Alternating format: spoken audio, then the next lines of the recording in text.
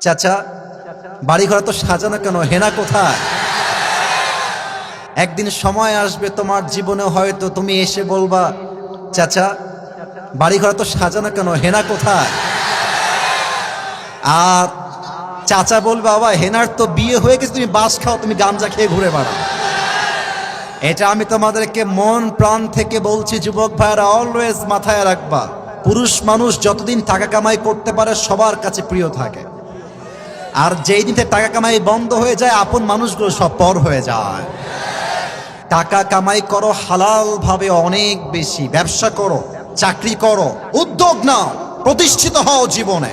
যদি মায়ের কাছে সেরা সন্তান হতে চাও, যদি বাবার কাছে সেরা সন্তান হতে চাও, যদি তুমি তোমার স্ত্রীর কাছে সেরা স্বামী হতে চাও, যদি তুমি তোমার সন্তানের কাছে সবচেয়ে প্রিয় বাবা হতে চাও, তুমি যদি বোনের কাছে সবচেয়ে প্রিয় ভাই হতে চাও, টাকা কামাই করা ছাড়া কোনো গতি নাই যুবক ভাইরা। বলো বলো বলো।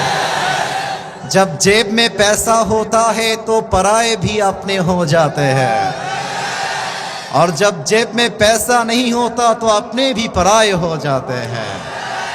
পকেট ভর্তি টাকা থাকলে ভালোবাসার মানুষের কোনো অভাব হয় না বাংলাদেশে, আর পকেট খালি হয়ে গেলে ঘরের আপন বউটাও পর হয়ে যায়। এজন্য আমি মাঝে মাঝে বলি, जब जेब में हो पैसे तो लोग पूछते हैं तुम हो कैसे, और जब तुम हो जाओगे कंगाल कोई पूछने नहीं आएगा तुम्हारा हाल।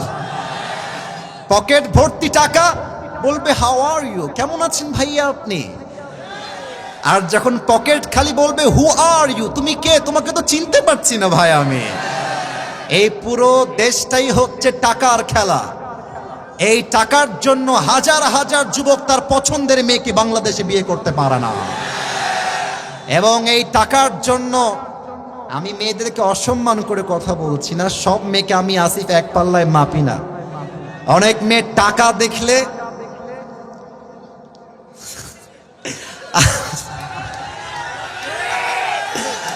টাকা দেখলে আর সরকারি চাকরি দেখলে টাকলার সঙ্গে বিয়ের পিড়িতে বসে যায় না, এমন মেয়ে তো বাংলাদেশে নাই। আরে নাই, আরে নাই রে ভাই, থাকলে আল্লাহ হেদায়েত দান করুক, পড়েন সবাই আমিন। এজন্য আমি বলি, পকেট শূন্য থাকা অবস্থায় যে আমাকে হালাল ভাবে বিয়ে করতে চাইবে সেই তো আমার ভালোবাসা পাওয়ার যোগ্যতা রাখে, আর যে আমাকে প্রতিষ্ঠিত হওয়ার পরে চাইবে, বুঝতে হবে সে আমাকে ভালোবাসে নাই, সে আমার অবস্থানকে ভালোবেসেছে। আল্লাহ যুবক ভাইদেরকে হালাল ভাবে বেশি বেশি ইনকাম করার তৌফিক দান করুক, পড়েন সবাই আমিন।